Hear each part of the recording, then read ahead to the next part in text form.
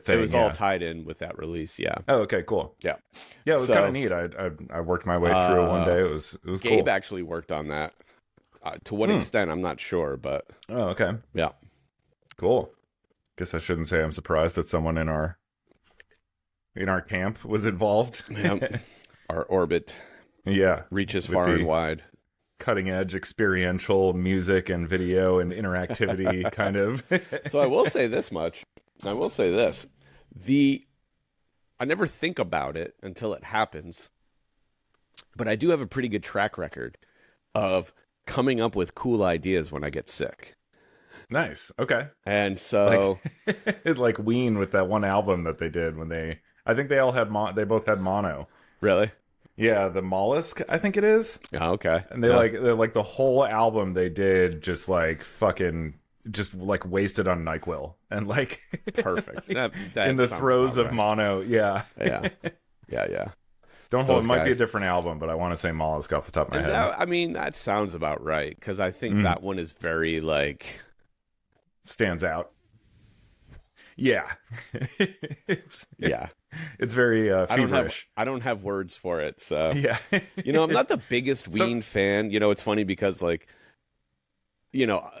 all the Fish fans kind of latched onto Ween after Fish played Roses Are Free, and like Ween will be the first ones to tell you like, yeah, we were selling like 1,000 tickets, and then all of a sudden we were selling 5,000 tickets. We were like, what the fuck just happened?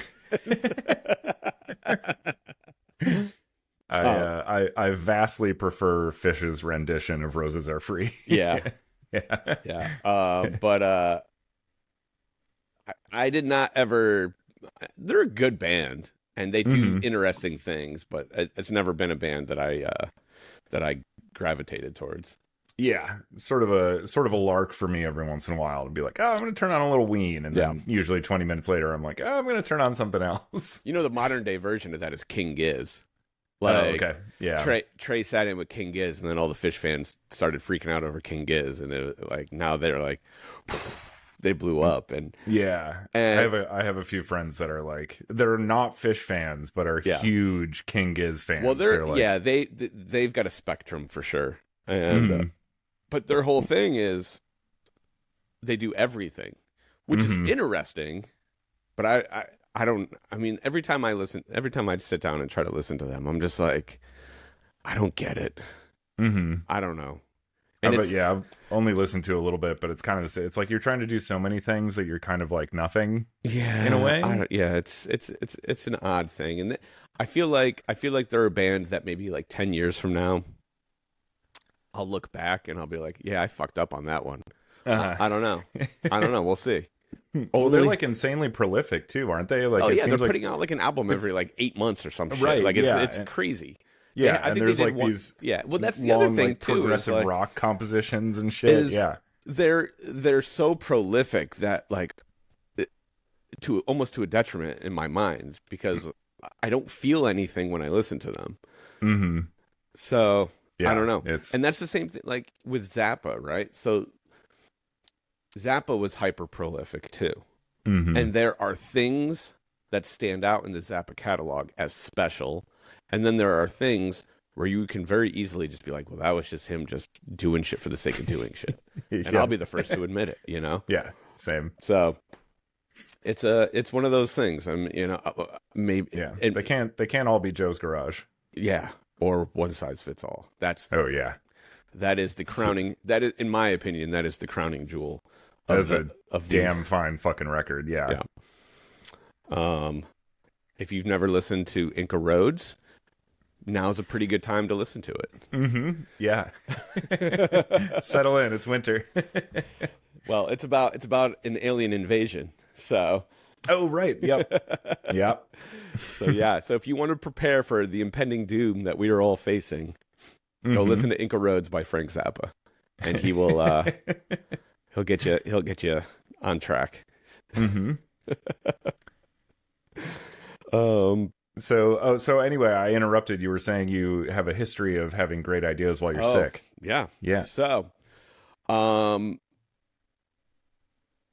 Ice Cubes. Love it already. Ice Cubes.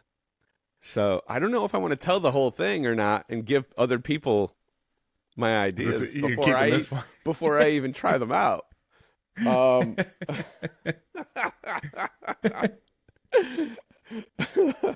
Let's just put it this way. Lasers and ice cubes and some other special things happening. Lasers and ice cubes. Yep, okay. Lasers and ice cubes. I've been fixated on this like practical filming of lasers through practical things for as long as I can remember. You mentioned the glass tiles, yeah. Glass tiles, toothpaste, gel toothpaste. Ice cubes is the next one, but there's more to it than that. I'm not going to say anymore because let me try it out before you fuckers steal it from me. So yeah, right. Yeah, I know. It'll be like 10 minutes after we post this episode, there'll be a video that's somehow 30 minutes long doing all this. Yeah. I need to first before I can even start filming, I need to experiment with different additives. And then we'll go from there. But lasers and ice cubes. You make bespoke ice cubes. Yeah. Gotcha. Yep. Have you ever tried gelatin? Like anything like made out of gelatin? No, but that kind of goes into the same realm as the gel toothpaste. Sure. Okay. I wanted to get like the sparkly Colgate. And like shoot lasers. I was gonna like I've never actually done it. I've talked about this for like a decade now, and I've never actually done it. But you've never hit. I'm just like, am I really about to spend $500 on fucking toothpaste so I could fill up a fishbowl with it? Like,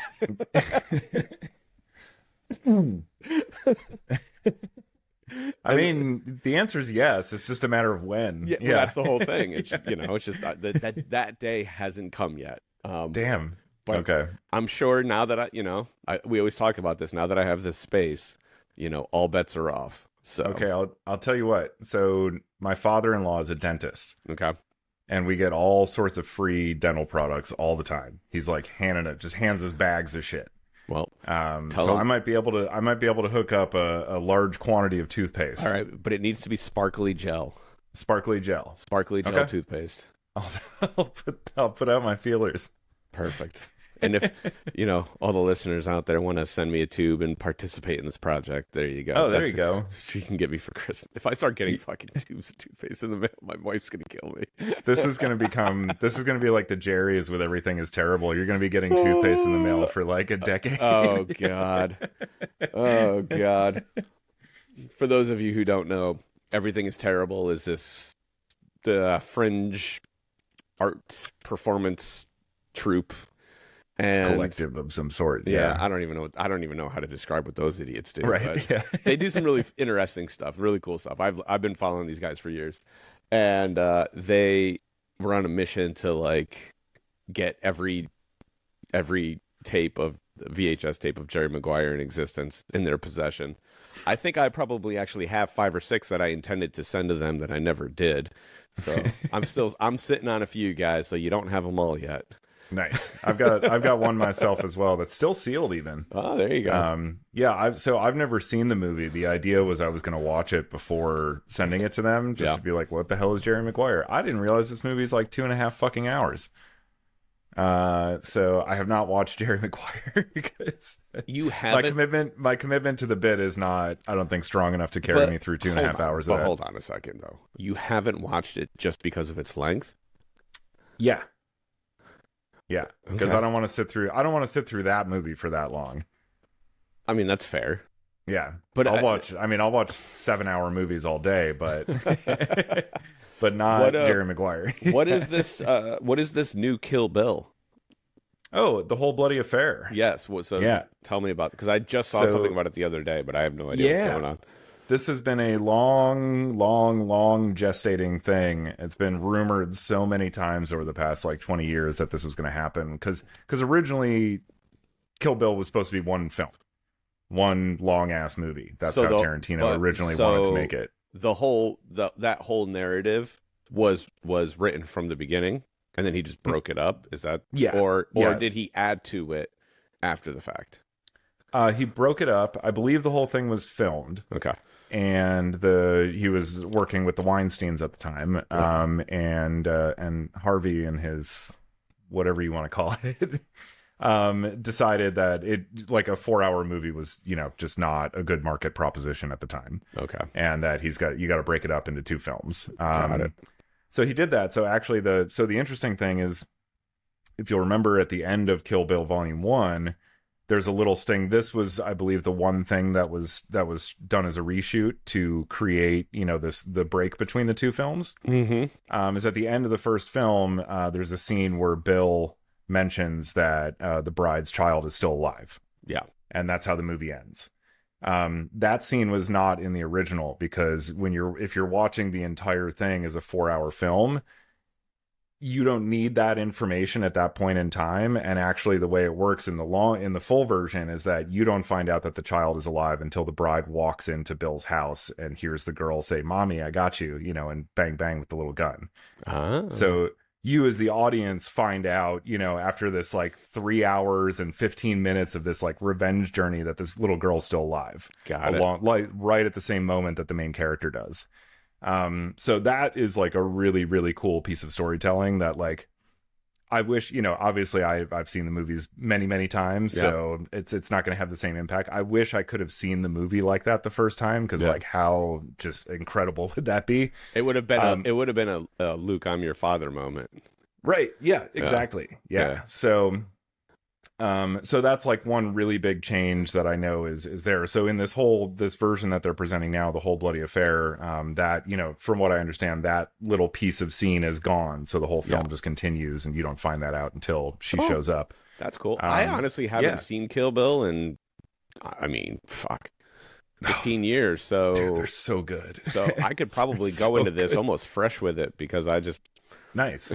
I haven't watched it probably. I definitely have, like, I watched it on like DVD or something, I'm sure, at some point, or maybe even on like TBS or something.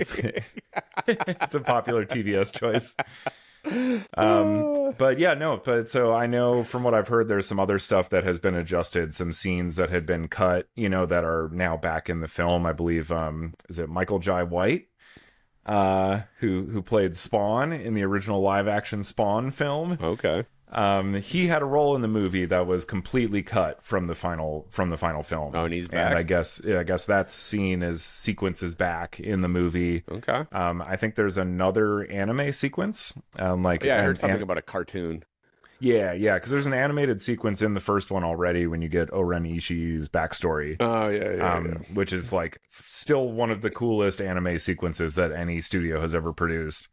And apparently there's a second one as well that I think is back in now. Okay. And I know one of the big ones too is, so at the end of Kill Bill Volume 1, in the fight in the House of Blue Leaves with the Crazy 88, that whole sequence where it goes black and white, she plucks the guy's eye out, and then it goes black and white, and then it's just a like murder fest.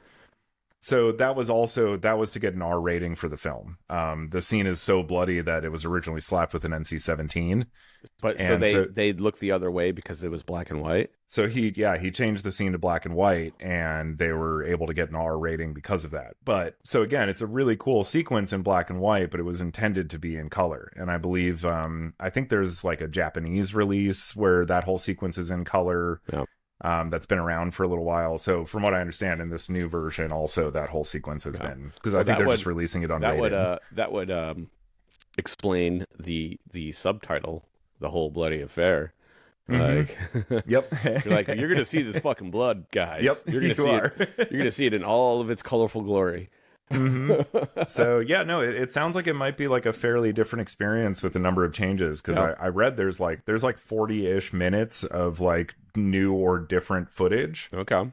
But I think the runtime is like 4 hours and 15 minutes. Oof. But if you look at the two movies that already exist, the runtime is like 4 hours and 8 minutes of them combined. So it's like, it's not just 40 minutes of new stuff. It's obviously, been refiltered, and like, it's really cool. It's re-envisioned as a single film, and like all the storytelling that needs to happen is sort of rearranged like that. So it's really cool. I'm super excited to go check it out. When does that come out? I think it's like December 4th or 5th. Okay. And and they're doing like, you know, like 70 millimeter and 35 millimeter film screenings of it and stuff like that, since it's Quentin and he's So are you gonna go see it at your little art music house box? Yeah. art house cinema there? Nice. They haven't officially announced that they're going to be showing it yet, but I feel like it's coming soon. Yeah, it'd be crazy if they didn't. Yeah. Nice. So, well, that's fun. So the only thing that sucks is I'm going to be in LA for Thanksgiving, so I will be in Los Angeles where Quentin Tarantino owns 2 movie theaters. Oh, but you're leaving right before. But I'm leaving like right before it releases. So why not just stay a couple extra days? You ever been to Los Angeles?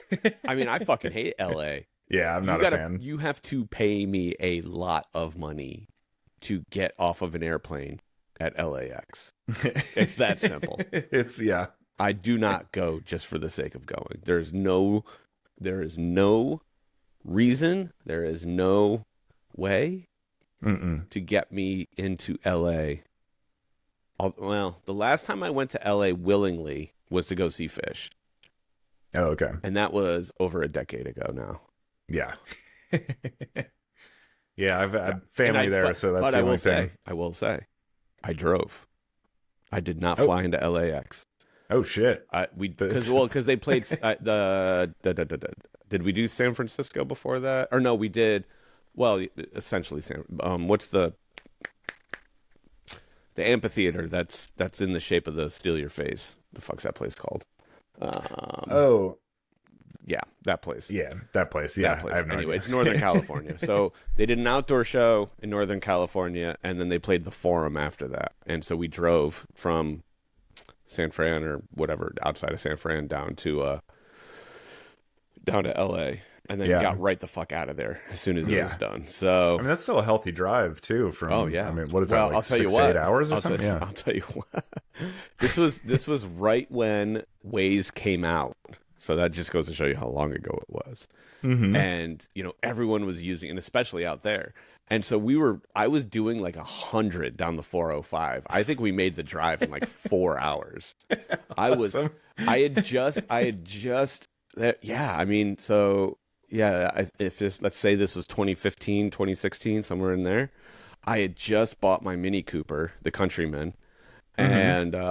And me and a buddy drove from Denver. I was still living in Denver, actually, so it was more than 10 years ago. This might have been 2014. This might have been 2014, actually. Damn.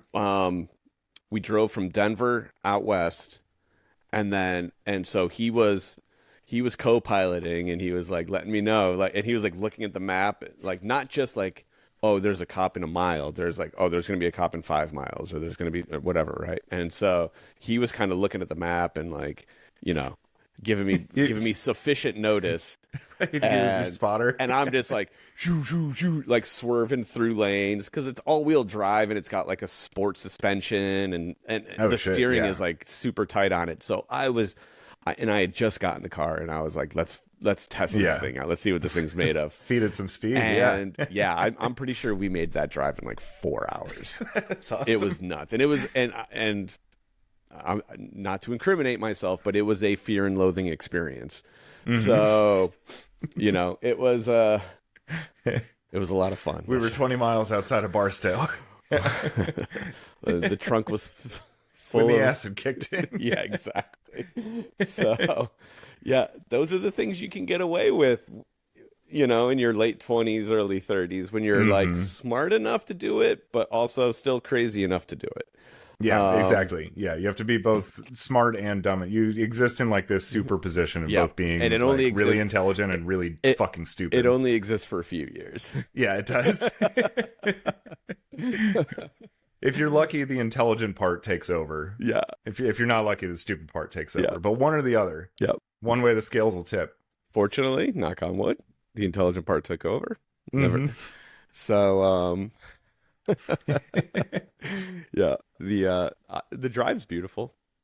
Christina and I did a road trip one year where we actually did the PCH the whole way up. We didn't take the 405 and we went like up the PCH for forever. And that was incredible. I've done parts of it, like around Big Sur. Did that area, which is like really gorgeous. But like, I'd love to do the whole thing. Yeah, sometime, when we did that road trip though, we skipped LA completely. Like we went to Malibu, and then drove up the PCH and like went to like whatever the bougie places are north of LA. Because we went to, I don't remember what we even did now. This was a million years ago too, but she found us some, like, this was like back before like I could afford to do stupid things, and like we went to this like really expensive resort, like you know, whatever place, and I was like, I can't believe how much money we're spending on this trip right now. Like, Yeah. God damn it. Santa Barbara, that's like right up. Yeah, it was north something of like there, that. yeah. But no, it was like one of the smaller, like really, really exclusive towns. It was like the first time we'd ever really done anything like that. Oh, okay. Like Ojai or something like that. Yeah, something like that. Yeah. I don't know. It was crazy. But yeah, if you ever get the opportunity to just drive up the PCH, did they ever fix the PCH? I have to assume they did at this point. But I remember there was like mudslides where like sections of it just disappeared a few years ago. So I don't know. I don't know what's possible these days as far as like getting from point A to point B. Might need a couple small detours. Yeah. Highly advised. Oh shit! So did you get to watch any of the Scorsese doc? I have not, unfortunately. I've been more or less shackled to my desk for the past couple of days working on some stuff. So Dorian has a project in the works that we shall not speak of. No, please. Yeah. Hopefully, I'm working on something at least. Hopefully, it actually comes to fruition. We'll see what's up. Couple things actually. Nice. Something else that came up recently that I'm pretty excited about. So very cool. See how all that goes, which is good. I've been a little bored for a couple of months, so it's nice to not be bored again. Yeah. Yeah. But I would kill to be bored right now. It's a grass is always greener on the other side type of thing, right? Oh, yeah, of course. Already like 3 days into working all this stuff, I'm like, man, I'd really like to watch a movie right now. Oh my god! It'd be great if I could just knock like 3 off my list this afternoon with zero guilt. I feel like I haven't been bored since like 2005. Yeah, that's nice. That's awesome. Yeah. I mean, you know, it's I do it to myself. I could very easily just say, okay, no more. Yeah. But but no. Nope. I come up with stupid ideas like lasers and ice cubes. I guess I should say more like creatively bored, you know? No, well, that's I'll find shit to occupy my time all day and work on things and do things, but it's like I need that here's another one fucking project. Here's another one, and here's something I could use your advice on. In the world, well, I don't know how savvy you are in this situation, but do you ever experiment with still photography, or are you strictly just filming? No, I play with stills sometimes. I've never shot like film stills or anything like that, but I'll play with still photography. So I have this idea. I have another idea, and I'm gonna keep it broad, but I'm gonna gauge your response and maybe lean in one direction or the other. Okay. If you were to experiment with shooting light over time, have you ever done that? So okay, here are my two options, right? Because there's a practical element and then there's a lighting element, and I'm going to do both. But I'm curious which one may yield better results, and I wasn't sure if maybe you'd ever fucked around with anything like this before. But obviously, the obvious pathway is long exposure. But there's another option in my mind, and that is to burst shoot and then stack the images. Right. And I'm trying, like I said, obviously I'm going to do both, but I wasn't sure if maybe you would ever. So there you go. There's another adventure that I've created for myself in this sickness of mine. I guess off the top of my head, I'm sure Wally could give you probably like a way better answer. Doesn't do shit like this. Yeah. Okay. I've been telling Wally for years that he needs to go out and shoot creatively, not for work. Okay. and he refuses to do it. That mother. So if you're listening to this, Wally, come up to New York and help me figure out what the path forward is on this other idea that I have. Yeah. Does he have a different creative outlet that, like, you know, when I'm not shooting, I'm like, I write or I paint or, like, you know, something like that? No. Okay. I mean, he his hobby, I don't know if he still does this or not, but I know him and his wife love to bike. So like mountain biking and trail biking and all that kind of stuff. So I think that's his like escape from shooting. I was gonna say I respect the separation between work and passion, because I've definitely run into scenarios where it's like, you know, if I'm doing just like corporate commercial stuff for like a while and then I get home, it's like sometimes I don't want to work, you know, on like something because I'm like, I've been looking at fucking screens all day, you know, and like shots and editing and all this type of stuff. I'm like, I don't want to do more of that now, you know. Yeah. When I get home. So I wish my brain worked that way. Yeah. Because I always think of it in this way. Every stupid side quest that I go on makes me better at the thing that I actually get paid for. Yep. And so I'm constantly creating new side quests. Mm-hmm. And for better or for worse. So but I usually end up veering, like if I've been on like shoots all week, it's like I come home and I write, you know, I do that instead because it's I don't want to sit there and start drawing storyboards. I'm getting better and better at like blurring the lines between like the different things that I do and like, oh, this can work with this can work with this. And that's actually like the photography one is an incorporation of paint and light. So we'll see how that goes. Yeah. The stuff I learn on commercial and corporate shoots is usually shit that I get home and I'm like, well, I'm never doing that. Yeah. And well, that's valuable too. Yeah. Well, like that, you know, like that concert that I did last weekend, like that's my version of like corporate work. And like that shit, man, I just walk in. It feels like a job and I treat it like a job. And I think because of how much insanity I've put myself through over the last 20 years, I walk into these situations and like it's the easiest thing in the world. Yeah. You know, that's awesome. I equate it to like a marathon runner having to go like run a mile. Sure. You know, a marathon runner is just like, we're just doing a mile today? All right, cool. Whatever. I'll see you at the bar. Yeah. Right. Shit, I might have a drink during this mile. Yeah.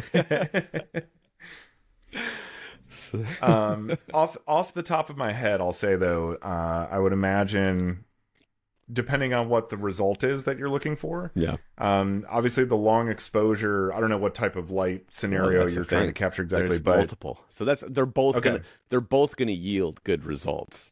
Right. But the one thing that I'm like somewhat nervous about is burst stacking, because I don't know, like obviously that one's going to require more work on the back end to make it look presentable, I guess. Yeah. You know, because like stacking and adding, or like however I like merge these images together so that way it doesn't turn into like a blown out mess. Yeah, that's what I was going to say about the long exposure, is like the long exposure obviously is also going to pick up more of the ambient light that's building in the room. But that's from easy, these light sources. I've been experimenting with long exposure for a long time. So like knowing how to get that to look good is actually pretty easy. You know, just jacking up the aperture and sure, minimizing as much ambient light as possible. That stuff's all pretty easy. Yeah. I'd imagine the burst stacking will give you a really nice result once it's done, though. As far as like just getting the light itself and nothing else. Yeah, you know, obviously with long exposure, you're going to start to get. Yep. And then with burst stacking, it'll keep its definition more. Yeah, I wouldn't be surprised if like Photoshop. I haven't done any burst stacking in like a really long time. Yeah. But I would be shocked if Photoshop didn't have some like kind of fucking 2-button solution to that at this point. I don't use Photoshop anymore. Oh, okay. Gotcha. I am on the fuck Adobe train. Sure, it's a good train. And I use a software called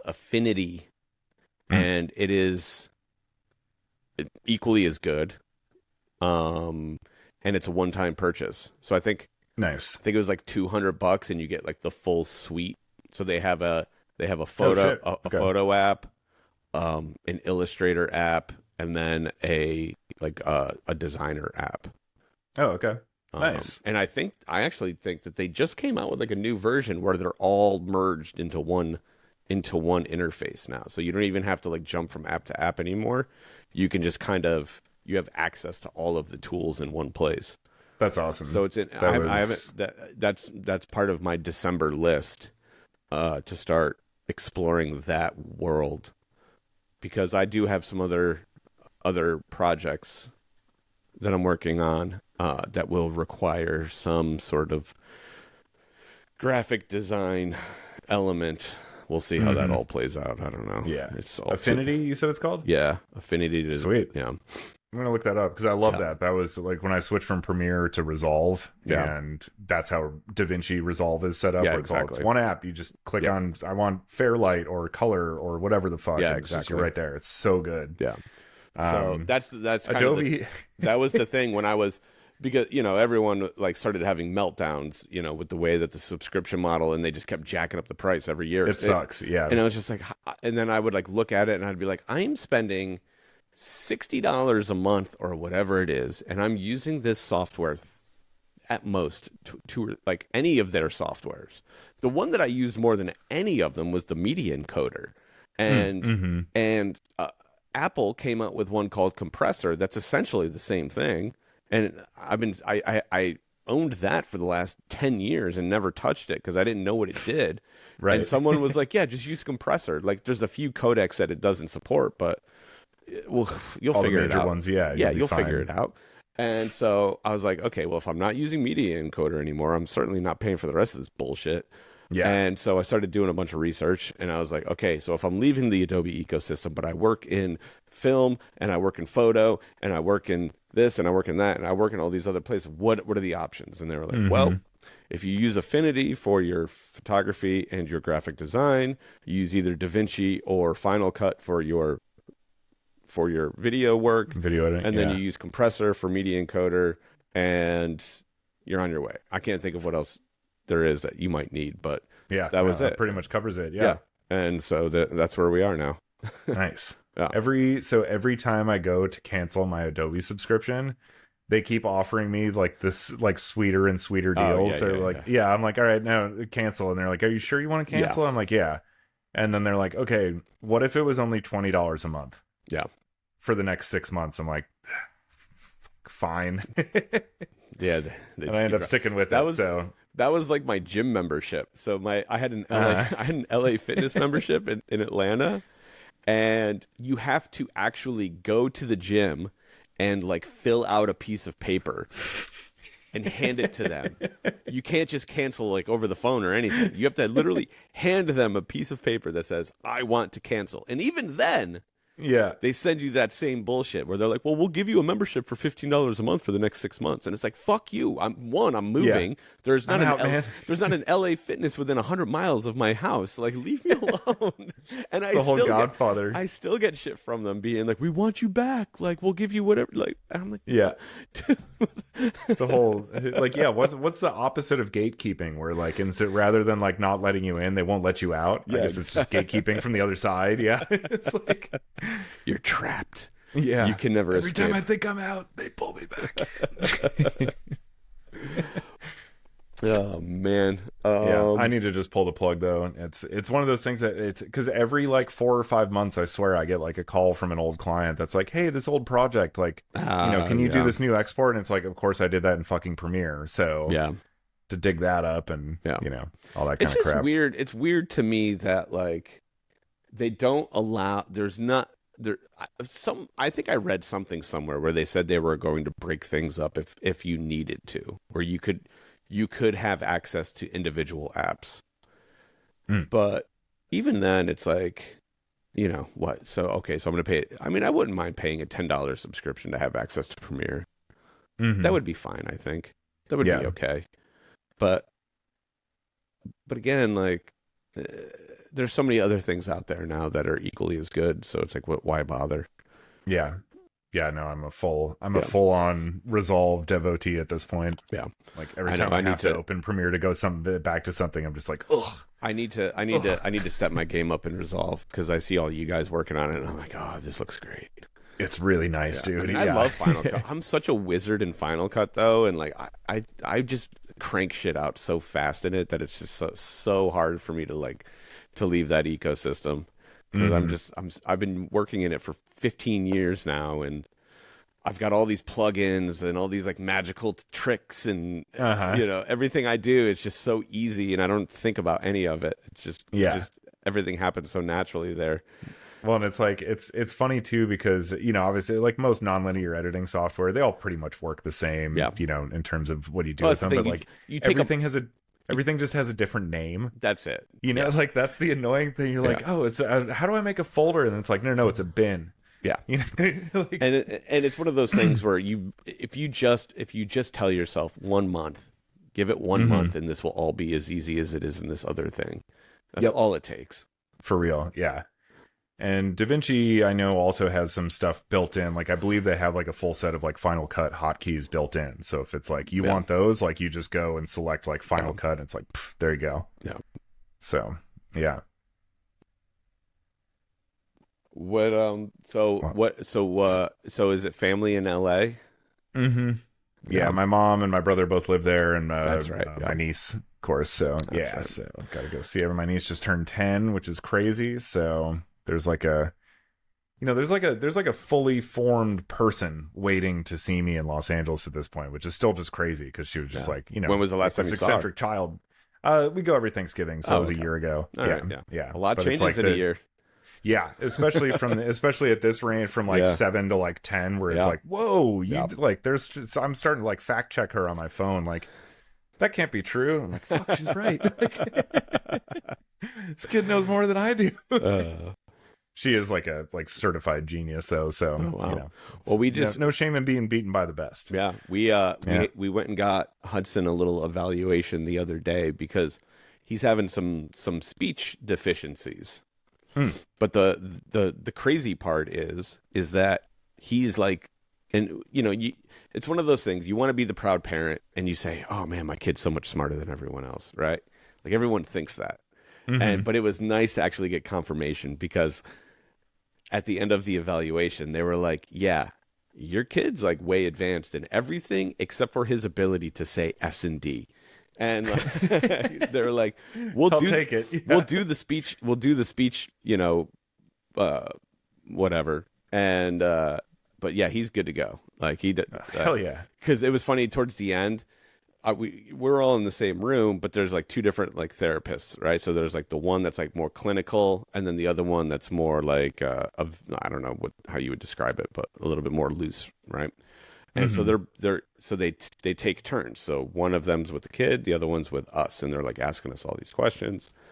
And I look over like towards the end of like the more like serious evaluation, and the therapist kind of just has like a big smile on her face, and she's not checked out, but she was like, it didn't seem like she was being as evaluative as she was earlier in the thing. And then at the end of it, she was like, 8 steps ago was when he should have stopped being able to do things. And she was like, anything past this moment makes him like way advanced, because there's like, they do these things that are like progressively harder and harder. And she was like, 8 things ago was when a 3-year-old should not normally would be like, can't. He can't. And he was like doing all these other things. And he's like, there's no learning disabilities. There's none of that exists. He's just got a speech impediment. Like, S&D suck. Yeah. Great. Awesome. That's amazing. Yeah. So that was fun news to get. Hell yeah. No, I mean, between you and your intelligent, beautiful, talented wife, I would be shocked if there was a different result. I'd be asking questions if there was a different result. Yeah. But again, it's like, everyone wants to think that their kid is the best, right? And my kid is a giant pain in the ass, but he is definitely way too smart. Yeah, but he's also the best. Yeah, Yeah, he's also the best. He's the best pain in the ass. He's got so much charisma that it's terrifying. That's the thing that scares me more than anything else. Because, intelligence will only take you so far, but your ability to work with that intelligence is what makes all the difference. And like, just get away with shit based on natural charm. Yeah. So, did you know this little bit of knowledge only made its way into my possession recently. The term Riz? Kids like to say Riz these days. Okay, I know nothing about this. Okay, this is a term. It's Riz, and it is actually short for charisma. Oh, so he's dripping. He's dripping with Riz. He's dripping with Riz. He's dripping with. Oh my god. I would guess, yeah. Okay, so let's be old men in the room. What is this? Do you know what the 6'7" thing is? No, I don't think anyone does. I think that's okay. Isn't that the point? Isn't that the point of it? Confuse the olds? Yeah, I thought it was just one of those like, what if we just start saying this? I saw a video the other day of they were doing the like fan cam thing at a basketball game. And these two, the camera zooms in on these two kids. They're maybe 10 years old, and they're like 6'7", 6'7", and like all the sports broadcasters looked at each other and they're just like, "Are we missing something? What's going on here?"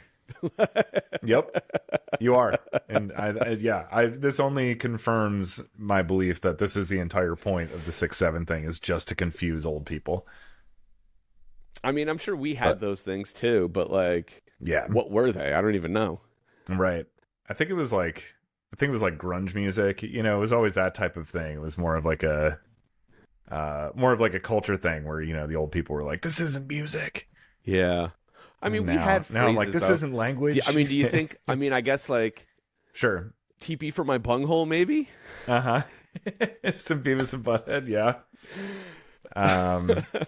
Yeah, shit. No, that's a good question. I don't know. I feel like most of the stuff we said at that age I can't repeat now, like. Well, that's just it. I mean, it's just another silly fad, and we forget about all the silly fads that existed, or most of them anyway, that existed in our childhood, I suppose. Yeah. I remember Hella was a big thing for a little while. Hella, I never said Hella.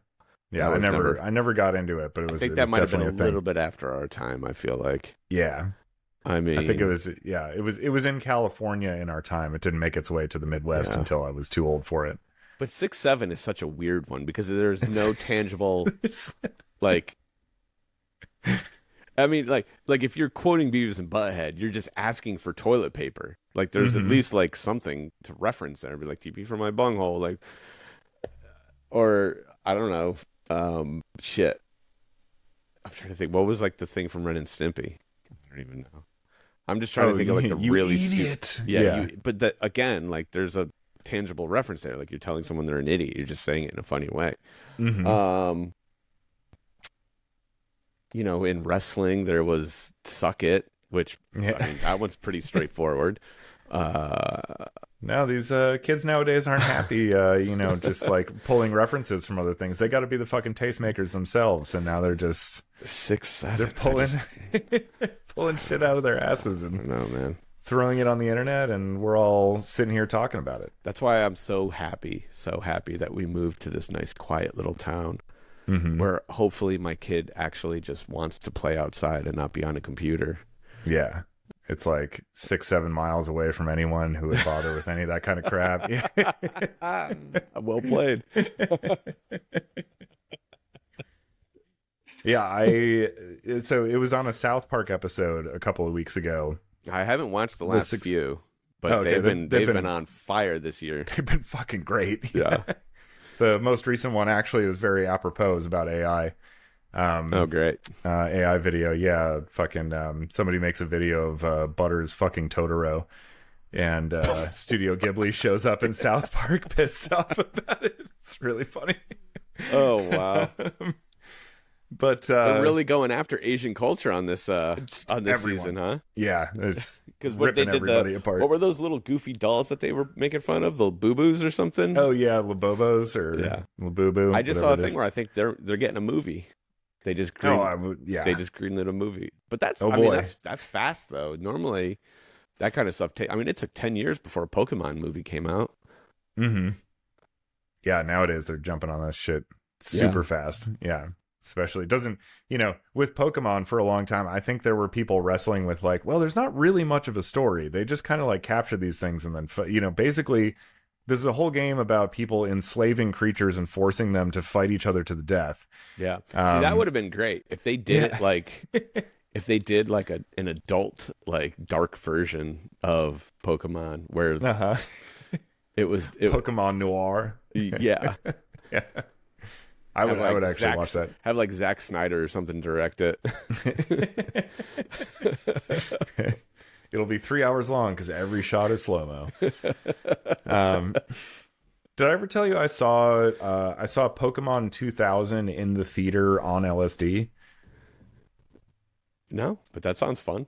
Yeah, it was really fun until we got into the theater, and so, like, me and my friend Jordan were like sitting in the back seat, back of the like theater, and all of a sudden all the families start coming in with all their kids, and all the parents see us, and they're just like, you could see the like disdain in their eyes looking at it. They're like, okay, here's the drug addicts in the back of the room. Yeah. So that sounds like a scene in a Kevin Smith movie. It should be a scene in a Kevin Smith movie. It 100% was, because there was this clear turning point where like so much excitement, leading up to it, like, oh shit, it's kicking in, this is perfect, like, we're right on time. We get in the theater, we're all hyped, and then as soon as these people start walking in and looking at us, we're both like, oh god, like, hide me. I'm trying to think of what movies I've gone to on drugs. And there's plenty. I did a Big Lebowski like 20th anniversary showing somewhere. That was a fun one. Yeah. I saw The Exorcist on acid, which was like not a good idea. That's a weird one to go to. Yeah. I don't know why this choice was made. It was great. It was really intense. Yeah. You want to challenge yourself when you're on acid. It's a good thing to do. Mm-hmm. That's certainly a way to challenge yourself. Yeah, it was a very intense experience, and for some reason, the whole walk home, I thought I had stepped on a piece of glass, and that like my foot was bleeding inside of my shoe like profusely, and I'm like, we just got to get home, and then I'll look at it and deal with it. And we got back, no, totally fine. There was like not even a rock in my shoe. It was nothing, just completely fabricated. Just the whole time, like trying to have a conversation with my friends, and in the back of my head, I'm just like, fuck, there's probably just like bloody footsteps just trailing behind me. It is a thing. It is a thing. I don't know. Because I've experienced similar but different scenarios where for some reason my ability to walk is hindered. Something with the feet. I don't know what it is. But there was one time where I thought I had cement boots on and I couldn't move for hours. Like literally just stood in place for like hours, could not move. I was like, they're like, you okay? And I was like, I can't go anywhere. I got these cement boots on. Yeah. Can't you see? Don't you see? It's like, this fucking idiot. Wow, that's a crud. Yeah, no, I never had that one. Yeah. But yeah, no, definitely did have some weird feet stuff. This was one of them. This was the one that stands out the most, because I was like otherwise seemingly unaffected by the experience of watching this movie on acid, aside from just being like, that was really good, and it was a very wild experience. But then had this separate but I'm guessing related nightmarish experience walking home. Yeah. But luckily, so you didn't check until you got home? No, I was afraid to look, because like if I looked, it was going to make it real. If I didn't look, I could convince myself like it's probably not bad. See, the minute my lungs breathe fresh air, that would have been the first thing I would have done. Be like, all right, let's assess this situation. Mm-hmm. Literally the first thing I would have done the second I got outside. Yeah, no, I was too nervous. We were having a good time. I didn't want to ruin the good times. It's like, if my foot's bleeding, then like the night's over. We got to go to the hospital. It's fucked. And if we can get this walk in at least. Yeah, fair. So yeah. But so what's Thanksgiving like in the Ellis household? Chaos. Yeah. You got family coming in, or Well, you guys going somewhere? we're gonna go to my parents' house, Oh, okay. and so my brother and my sister, my stepsister, and their families will all be there as well. So in total, I think it's 8 grandchildren. Yeah, Nice. 8 grandchildren and 4 dogs.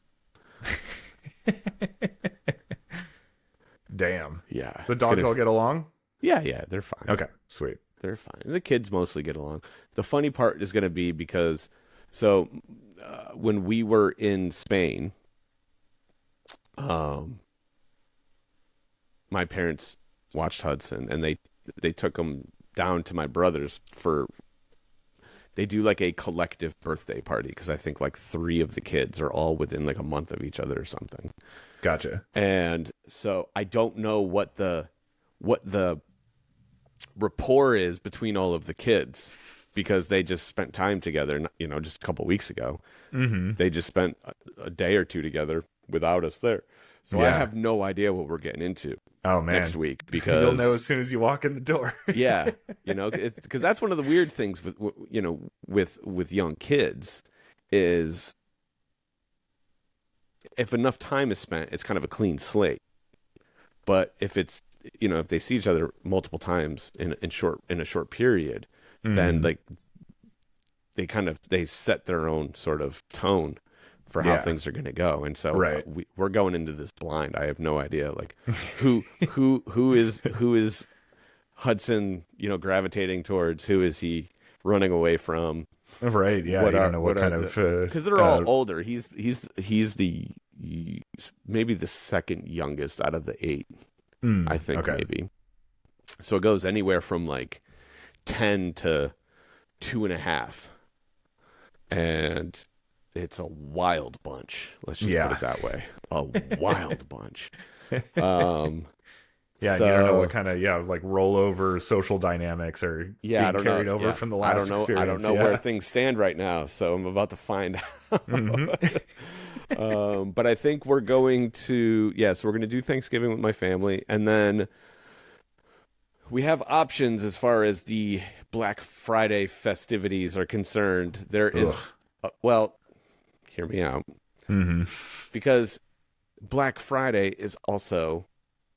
And you wanted to go on a diatribe about this, the official launch of the Christmas season. Yes. So there's a giant holiday market up in Hudson that's like a creator market, so artists and artisans and so on. So there's a big Christmas market that is opening in Hudson on that Friday. But then there's also some things in the city that are happening. And so we haven't decided if we're going north or south yet. After Thanksgiving. Yeah. But yeah, we're going to do, I vote for creators markets, support local artists. It's the same thing in the city. There's a big one. There's a new one that's opening in Brooklyn that is like supposed to be sort of similar to like the European Christmas markets. So like raclette and like a lot of like different like foods. We got a German one out in front of Wrigley. Yeah. And we those just go there for the wine and raclettes. It's so good. those are always great. Ultimately, we're going to do all of it over the course of the next 4 weeks. So sure, but I don't know. We'll see what happens. Nice. Yeah, sweet. The thing that I am most excited about is actually it's not even Hudson. It's for Christina, because Christina's never really experienced Christmas in the Northeast. And it's a different thing up here because there's a lot more history up here than there is, and a lot more of the traditions and stuff. There was actually, this reminds me of a thing that I saw the other day. Now, granted, there's a lot of even up here, it's not the way it used to be. And there was an interesting thing that kind of was brought to my attention that I think about it sometimes and I don't think about it sometimes, and in the context of concerts and life in general, whatever. But there was a series of images of the magic of Christmas in New York City in the 80s. Hmm. And there were two primary things that were they zoomed in on. One of them obviously was the lighting, traditional analog lighting, incandescent lighting. Yeah. The warmth of that in contrast to the typically bleak winters that exist up here in the Northeast. I mean, it is as gray as you can possibly imagine outside right now, and it's beautiful. But the warmth of natural, real Christmas, or any lighting for that matter, whether it's the street lights or it's the Christmas lighting or just the lighting glowing. There's a glow to natural lighting that does not exist with LED lighting. Mm-hmm. And then the second thing that they made sure to highlight was the sort of debaucherousness of the 80s. And so scantily clad women in fur coats high on cocaine. And like Wall Street bros, very high on cocaine. Right. And like it was fucking hilarious because the Christmas tree was high on cocaine. Like and there was actually no snow in that photo. It was all cocaine. Yeah. This post was so incredible because they said it without saying it, but they were like the 80s was such a special time in New York City. And there's like pictures of these like majestic, storefronts and the Christmas trees and the warm glow of the lighting. And then it's like a bunch of dudes sweating in business attire walking through the snow.